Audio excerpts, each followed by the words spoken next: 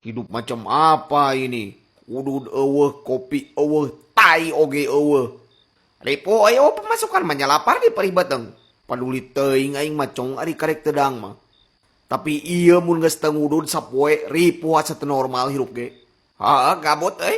Nari sia bener cong teu boga duit 1000 acan. Aslina aing mah real tah capaan baju aing teu percaya mah. Ripu anjing.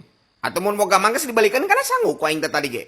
Meuli daang ngudud menta ka baturnya si matang kurak. Banget setara aing mah.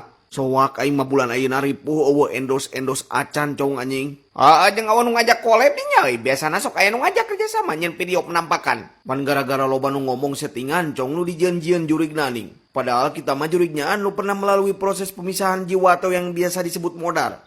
Gara-gara eta jingan tanya. Di carana cong supaya bisa udud tapi teu boga duit mah kudu ngalakukeun plan B cong. Hah? Plan B? Punten nyi, punten hoyong naon sok asal keluar ti awak budak ieu.